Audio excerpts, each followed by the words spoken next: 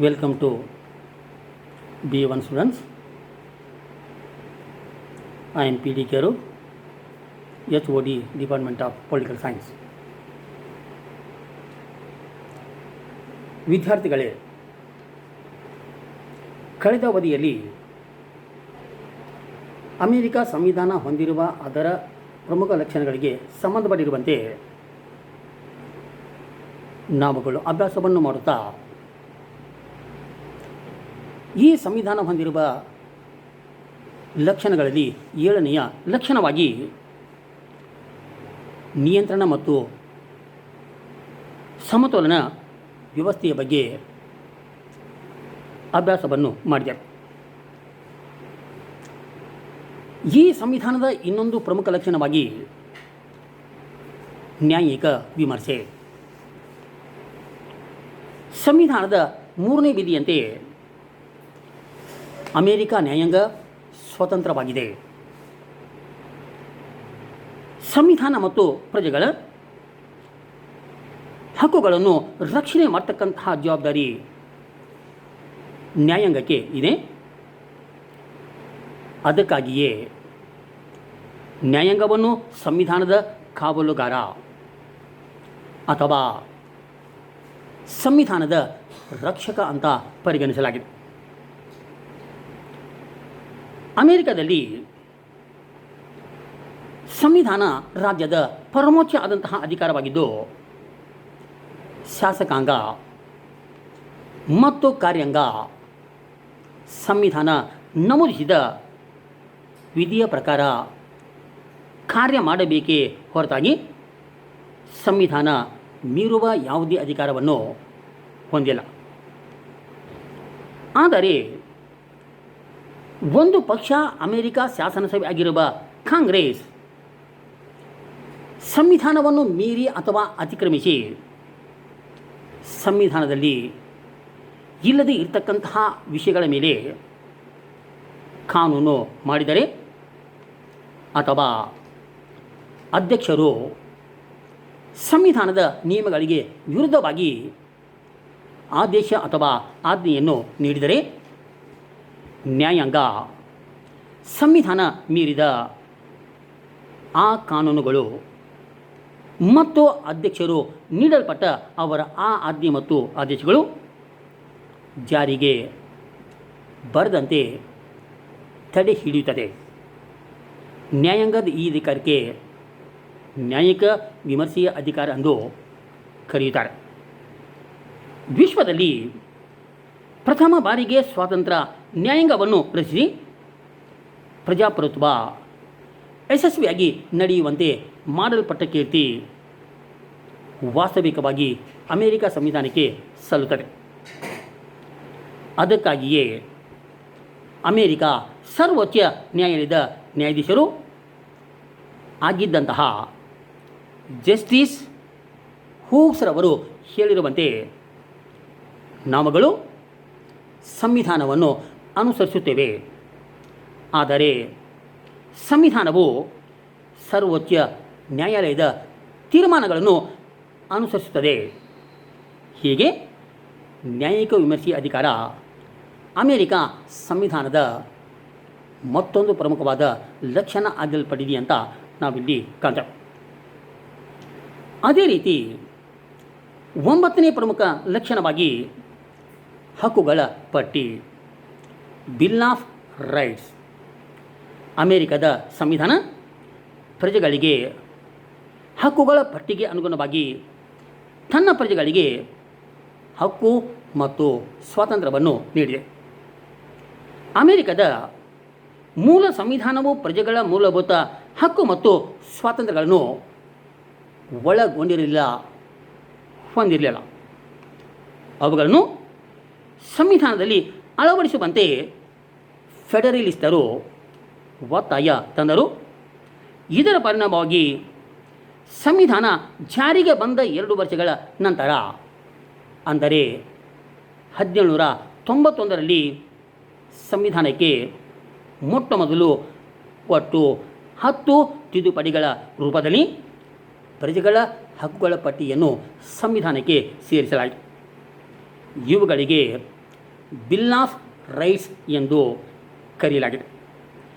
ನಾಗರಿಕರ ಈ ಹಕ್ಕುಗಳಿಗೆ ಸಂವಿಧಾನದ ರಕ್ಷಣೆ ಇರುವುದರಿಂದ ಇವುಗಳ ಮೇಲೆ ಯಾವುದೇ ನಿರ್ಬಂಧ ಹೇರುವಂತೆ ಇಲ್ಲ ಮತ್ತು ತುರ್ತು ಪರಿಸ್ಥಿತಿಯ ಸಮಯದಲ್ಲಿಯೂ ಇವುಗಳನ್ನು ರದ್ದುಪಡಿಸುವಂತೆ ಇಲ್ಲ. ಹಕ್ಕುಗಳ ಪಟ್ಟಿಯಲ್ಲಿ ವಾಕ್ ಸ್ವಾತಂತ್ರ್ಯ, ಪತ್ರಿಕಾ ಸ್ವಾತಂತ್ರ್ಯ, ಧಾರ್ಮಿಕ ಸ್ವಾತಂತ್ರ್ಯ, ವೈಯಕ್ತಿಕ ಸ್ವಾತಂತ್ರ್ಯ, ಸಂಚಾರದ ಸ್ವಾತಂತ್ರ್ಯ, ಶಾಂತಿಯುತವಾಗಿ ಸಭೆ ಸೇರುವ ಸ್ವಾತಂತ್ರ್ಯ, ಸರ್ಕಾರಕ್ಕೆ ಮನವಿ ಮಾಡಿಕೊಳ್ಳುವ ಸ್ವಾತಂತ್ರ್ಯ, ಆಸ್ತಿ ಹಕ್ಕು, ಶಸ್ತ್ರಾಸ್ತ್ರಗಳನ್ನು ಹೊಂದುವ ಹಕ್ಕು, ಕಾನೂನಿನ ಮಾನ ರಕ್ಷಣೆ ಸೇರಿವೆ.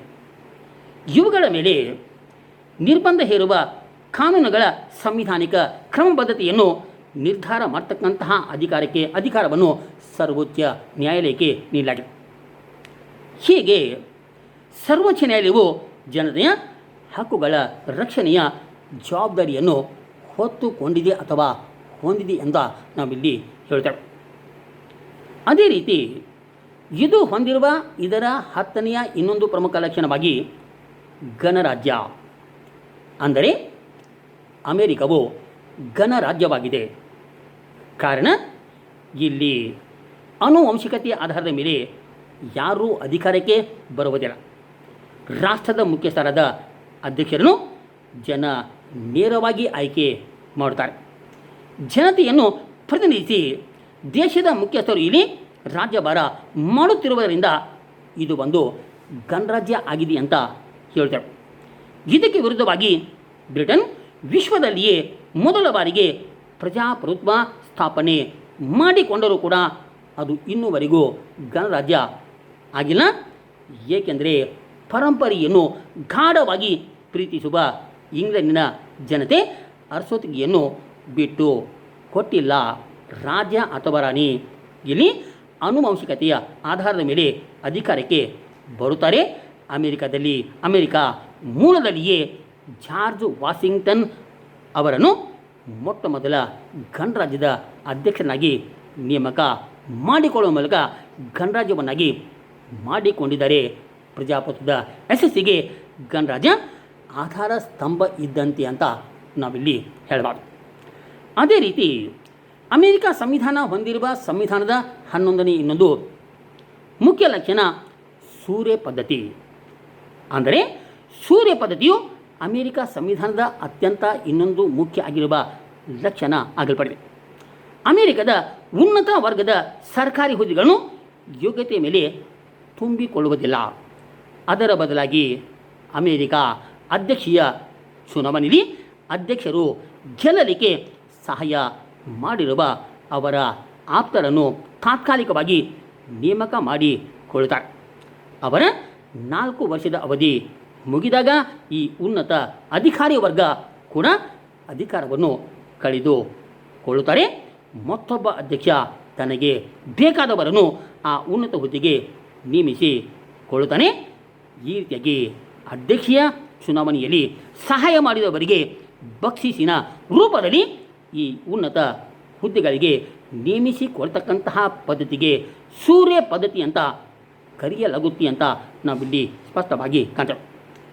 ಒಮ್ಮೆ ಅಧ್ಯಕ್ಷರ ಕೃಪಾಶೀರ್ವಾದದಿಂದ ಉನ್ನತ ಅಧಿಕಾರಿ ಆದವರು ಅವರ ಹುದ್ದೆ ತ್ಯಜಿಸುವವರೆಗೂ ಅವರು ಹುದ್ದೆಯನ್ನು ತ್ಯಜಿಸುವುದರ ಮೂಲಕ ಅಧಿಕಾರ ಕಳೆದುಕೊಂಡು ನಿರುದ್ಯೋಗಿಗಳು ಆಗುತ್ತಾರೆ. ಈ ಪದ್ಧತಿಯಲ್ಲಿ ಮಿಲಿಟರಿ ಆಡಳಿತದಿಂದ ಪಡೆಯಲಾಗಿದೆ. ಈ ಪದ್ಧತಿಯನ್ನು ಮಿಲಿಟರಿ ಆಡಳಿತದಿಂದ ಪಡೆಯಲಾಗಿದೆ. ಇದರಿಂದಾಗಿ ಅಮೆರಿಕದಲ್ಲಿ ಉನ್ನತ ಹುದ್ದೆಗಳಲ್ಲಿ ಶಾಶ್ವತ ಅಧಿಕಾರಿಗಳು ಇಲ್ಲದೇ ಇರುವುದರಿಂದ ಸೂರ್ಯ ಪದ್ಧತಿಯಿಂದ ಆಯ್ಕೆಯಾದವರು ಜವಾಬ್ದಾರಿಯಿಂದ ಹುದ್ದೆಯನ್ನು ನಿರ್ವಹಿಸಿಕೊಂಡು ಹೋಗುತ್ತಿಲ್ಲ. ಅದಕ್ಕಾಗಿ ಆಡಳಿತದಲ್ಲಿ ಹಲವಾರು ತೊಂದರೆಗಳು ಉಂಟಾದವು. ಜೊತೆಗೆ ಭ್ರಷ್ಟಾಚಾರಕ್ಕೆ ಅವಕಾಶ ನೀಡಿದಂತೆ ಆಯಿತು.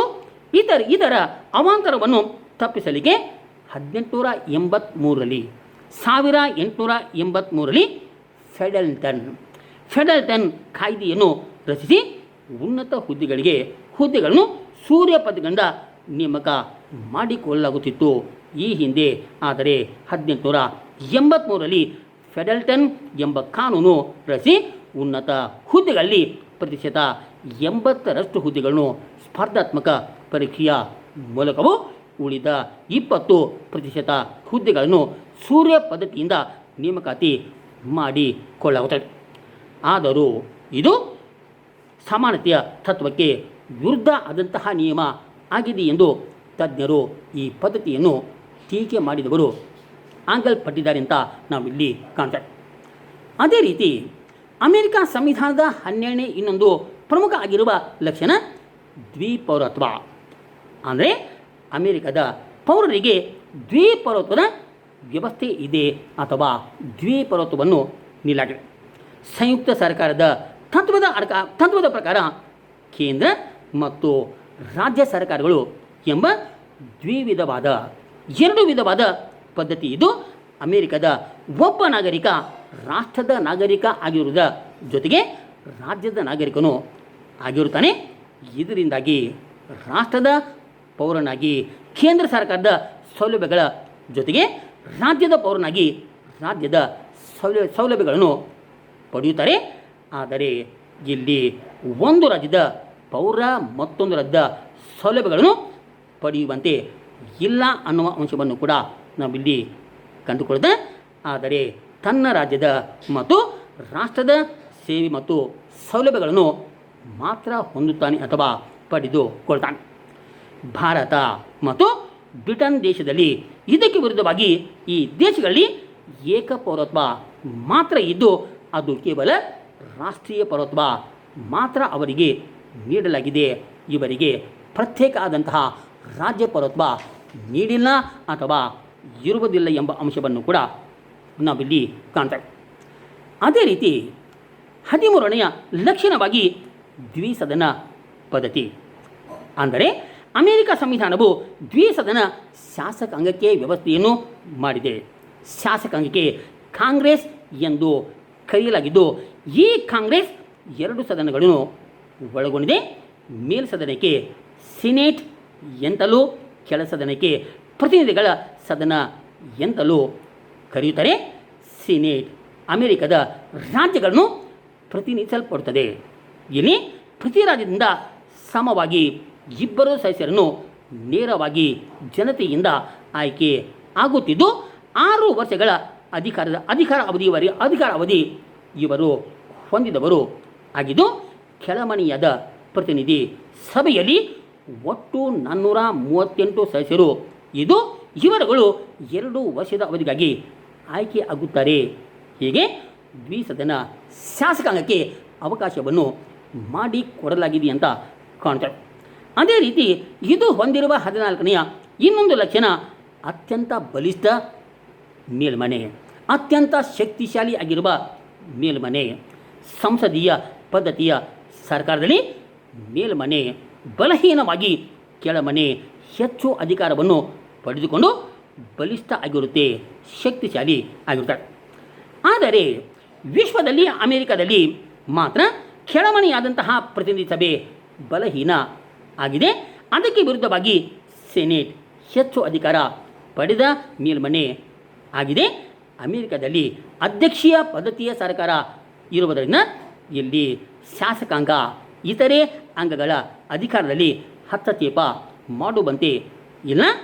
ಆದರೆ ನಿಯಂತ್ರಣ ಮತ್ತು ಸಮತೋಲನದ ತತ್ವಕ್ಕಾಗಿ ಕಾರ್ಯಾಂಗದ ಕೆಲಸದ ಮೇಲೆ ನಿಯಂತ್ರಣ ಹೇರಲಿಕ್ಕೆ ಕಾಂಗ್ರೆಸ್ಸಿನ ಮೇಲ್ಮನೆಯಾದಂತಹ ಸೆನೆಟ್ಗೆ ಅಧ್ಯಕ್ಷನ ನೇಮಕ ಮಾಡುವ ಅಧಿಕಾರ ಮತ್ತು ಒಪ್ಪಂದ ಮಾಡುವ ಅಧಿಕಾರಕ್ಕೆ ಸಮ್ಮತಿ ನೀಡ್ತಕ್ಕಂತಹ ಅಧಿಕಾರ ಸೆನೆಟ್ ಹೊಂದಲ್ಪಟ್ಟಿದ್ದು, ಈ ರೀತಿ ಸೆನೆಟಿನ ಸಮ್ಮತಿ ಇಲ್ಲದೆ ಅಧ್ಯಕ್ಷರು ತಮ್ಮ ಈ ಅಧಿಕಾರವನ್ನು ಚಲಾವಣೆ ಮಾಡುವಂತೆ ಇಲ್ಲ.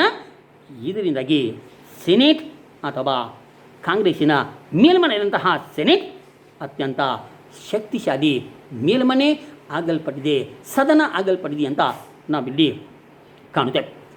ಅದೇ ರೀತಿ ಈ ಸಂವಿಧಾನ ಹೊಂದಿರುವ ಸಂವಿಧಾನದ 15ನೇ ಇನ್ನೊಂದು ಲಕ್ಷಣ ದ್ವಿಪಕ್ಷ ಪದ್ಧತಿ. ಅಂದರೆ ಅಮೆರಿಕದಲ್ಲಿ ದ್ವಿಪಕ್ಷ ಪದ್ಧತಿ ಕೂಡ ಸಂವಿಧಾನದ ಒಂದು ಲಕ್ಷಣ ಆಗಲ್ಪಟ್ಟಿದ್ದು, ಆದರೆ ರಾಜಕೀಯ ಪಕ್ಷಗಳು ಸಂವಿಧಾನೇತರ ಬೆಳವಣಿಗೆ ಆಗಿವೆ. ಅಮೆರಿಕದ ಪ್ರಥಮ ಅಧ್ಯಕ್ಷ ಮತ್ತು ಅಮೆರಿಕದ ಜನಕ ಎಂದು ಕರೆಯಲ್ಪಡುವ ಜಾರ್ಜ್ ವಾಷಿಂಗ್ಟನ್ ಅವರ ಅಭಿಪ್ರಾಯದಲ್ಲಿ ರಾಜಕೀಯ ಪಕ್ಷಗಳು ಜನತೆಯ ಭಾವನೆಯನ್ನು ಒಡೆಯುತ್ತವೆ ಎಂಬ ಮಾತನ್ನು ಕೂಡ ಹೇಳಿದವರು ಆಗಿದ್ದಾರೆ. ರಾಷ್ಟ್ರದ ಸಾರ್ವಭೌಮತೆಗೆ ಮಾರಕ ಆಗುತ್ತವೆ ಎಂದು ತಿಳಿದು ರಾಜಕೀಯ ಪಕ್ಷಗಳ ಬಗ್ಗೆ ಸಂವಿಧಾನದಲ್ಲಿ ಉಲ್ಲೇಖ ಇಲ್ಲ. ಆದರೆ ಸಂವಿಧಾನ ಜಾರಿಗೆ ಬಂದ ನಂತರ ಇಲ್ಲಿ ಸಂವಿಧಾನ ಜಾರಿಗೆ ಬಂದ ನಂತರ ಫೆಡರಲಿಸ್ಟ್ ಮತ್ತು ಆ್ಯಂಟಿ ಫೆಡರಲಿಸ್ಟ್ ಎಂಬ ಎರಡು ಗುಂಪುಗಳು ಹುಟ್ಟಿಕೊಂಡು ರಾಷ್ಟ್ರ ನಾಯಕರ ಭಾವನೆಗಳ ವಿರುದ್ಧ ಎರಡು ಪಕ್ಷಗಳು ರಚನೆಗೊಳ್ಳಲ್ಪಟ್ಟು ಅವು ರಿಪಬ್ಲಿಕನ್ ಪಕ್ಷ ಮತ್ತು ಎರಡು ಡೆಮಾಕ್ರೆಟಿಕ್ ಪಕ್ಷ. ಒಂದು ಪಕ್ಷ ರಿಪಬ್ಲಿಕನ್ ಪಕ್ಷ ಆದರೆ ಎರಡು ಡೆಮಾಕ್ರೆಟಿಕ್ ಪಕ್ಷ ಎಂದು ಹೀಗೆ 18ನೇ ಶತಮಾನದಲ್ಲಿ ಎರಡು ರಾಜಕೀಯ ಪಕ್ಷಗಳು ಹುಟ್ಟಿಕೊಂಡಿದ್ದು ಎರಡು ಪಕ್ಷಗಳ ಸಿದ್ಧಾಂತಗಳಲ್ಲಿ ಯಾವುದೇ ವ್ಯತ್ಯಾಸಗಳು ಇರುವುದಿಲ್ಲ. ಎರಡು ಪಕ್ಷಗಳ ತತ್ವಗಳು ಒಂದೇ ಆಗಿವೆ, ಆದರೆ ಸಾಧನ ಮಾಡುವ ವಿಧಾನ ಭಿನ್ನ ಆಗಲ್ಪಟ್ಟಿರುವ ಕಾರಣ ಎರಡು ಪಕ್ಷಗಳಾಗಿ ಉಳಿದಿವೆ. ರಿಪಬ್ಲಿಕನ್ ಪಕ್ಷದ ಗುರುತು ಆನೆ ಆದರೆ ಡೆಮಾಕ್ರೆಟಿಕ್ ಪಕ್ಷದ ಗುರುತು ಕತ್ತೆ ಆಗಿದೆ. ಇದರ ಹಿನ್ನೆಲೆ ಏನೆಂದರೆ ಶಕ್ತಿಶಾಲಿಯಾದ ದುಡಿಮೆ ಮಾಡುವುದೇ ಈ ಎರಡು ಪಕ್ಷಗಳ ಚಿಹ್ನೆಯ ಸೂಚಕ ಆಗಲ್ಪಟ್ಟಿದೆ ಅಂತ ನಾವಿಲ್ಲಿ ಕಂಡುಕೊಳ್ಳುತ್ತಾ, ಅಂದರೆ ಇಲ್ಲಿ ರಿಪಬ್ಲಿಕನ್ ಪಕ್ಷದ ಗುರುತು ಆನೆಯಾದರೆ ಡೆಮಾಕ್ರೆಟಿಕ್ ಪಕ್ಷದ ಗುರುತು ಕತ್ತೆ ಆಗಿದೆ.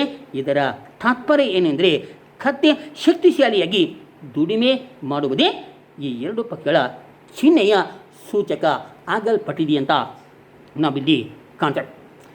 ಅದೇ ರೀತಿ ಈ ಸಂವಿಧಾನ ಹೊಂದಿರುವ ಸಂವಿಧಾನದ 16 ಲಕ್ಷಣವಾಗಿ ಜನತಾ ಪರಮಾಧಿಕಾರ.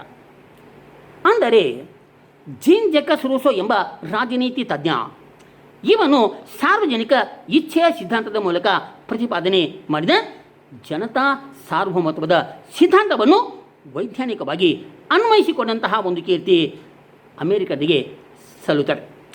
ಸಂವಿಧಾನವು ಅಮೆರಿಕದಲ್ಲಿ ಜನತಾ ಪರಮಾಧಿಕಾರ ತತ್ವಕ್ಕೆ ಮಾನ್ಯತೆಯನ್ನು ನೀಡಿದೆ. ಅಂದರೆ ಅಮೆರಿಕದಲ್ಲಿ ರಾಜ್ಯಭಾರದ ಅಂತಿಮ ಅಧಿಕಾರ ಪ್ರಜೆಗಳ ಕೈಯಲ್ಲಿ ಇರುತ್ತದೆಯೇ ಹೊರತಾಗಿ ಸರ್ಕಾರದ ಕೈಯಲ್ಲಿ ಇಲ್ಲ. ಪ್ರಜೆಗಳು ತನಗೆ ಇಷ್ಟವಾದಂತಹ ಸರ್ಕಾರವನ್ನು ಮುಂದೆ ವರಿಸುವ, ಬೇಡವಾದ ಸರ್ಕಾರವನ್ನು ತೆಗೆದು ಹಾಕ್ತಕ್ಕಂತಹ ಅಧಿಕಾರವನ್ನು ಪಡೆದುಕೊಂಡವರು ಆಗಿದ್ದು, ಅಮೆರಿಕ ಜನರು ಯಾವ ಸರ್ಕಾರ ಬಯಸುತ್ತಾರೋ ಆ ಸರ್ಕಾರವನ್ನು ರಚನೆ ಮಾಡಿಕೊಳ್ಳುತ್ತಾನೆ.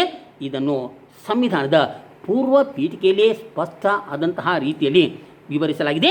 ಪೂರ್ವ ಪೀಠಿಕೆಯಲ್ಲಿ ಸಂಯುಕ್ತ ಸಂಸ್ಥಾನದ ಪ್ರಜೆಗಳಾದ ನಾವು, ಅಮೆರಿಕ ಸಂವಿಧಾನದ ಪೂರ್ವ ಪೀಠಿಕೆಯಲ್ಲಿ ಅಮೆರಿಕ ಸಂಯುಕ್ತ ಸಂಸ್ಥಾನದ ಪ್ರಜೆಗಳಾದ ನಾವು ಹೆಚ್ಚು ಪರಿಶುದ್ಧವಾದ ಒಕ್ಕೂಟದ ರಚನೆಗಾಗಿ, ಶಾಂತಿ ಸ್ಥಾಪನೆಗಾಗಿ, ಆಂತರಿಕ ಶಾಂತಿಗಾಗಿ, ಸಾಮಾನ್ಯ ಭದ್ರತೆಗಾಗಿ, ಜನತೆಯ ಕಲ್ಯಾಣಕ್ಕಾಗಿ ಹಾಗೂ ನಮಗೂ ನಮ್ಮ ಮುಂದಿನ ಪೀಳಿಗೆಗೂ ಸ್ವಾತಂತ್ರ್ಯವು ವರಪ್ರಸಾದವಾಗುವಂತೆ ಸಂಯುಕ್ತ ಸಂಸ್ಥಾನಗಳ ಈ ಸಂವಿಧಾನವನ್ನು ರಚಿಸಿ ಅದನ್ನು ಸ್ಥಾಪಿಸುತ್ತೇವೆ ಎಂದು ಈ ಸಂವಿಧಾನದ ಪೂರ್ವ ಪೀಠಿಕೆ ಸ್ಪಷ್ಟ ಆದಂಥ ರೀತಿಯಲ್ಲಿ ವಿವರಣೆಯನ್ನು ನೀಡುತ್ತದೆ ಅಂತ ನಾವಿಲ್ಲಿ ಕಂಡುಕೊಳ್ತಾ, ಈ ಹೇಳಿಕೆಯು ಜನತಾ ಪರಮಾಧಿಕಾರದ ಸಂಕೇತ ಆಗಿದ್ದು, ಸಂವಿಧಾನದ ಸೃಷ್ಟಿಕರ್ತರಲ್ಲಿ ಒಬ್ಬರು ಆಗಿರುವ ಜೇಮ್ಸ್ ಮ್ಯಾಡಿಸನ್, ಸಂವಿಧಾನದ ಜನಕರಲ್ಲಿ, ಸಂವಿಧಾನದ ರಚನಾಕಾರರಲ್ಲಿ ಒಬ್ಬರು ಆದಂತಹ ಜೇಮ್ಸ್ ಮ್ಯಾಡಿಸನ್ ಅವರ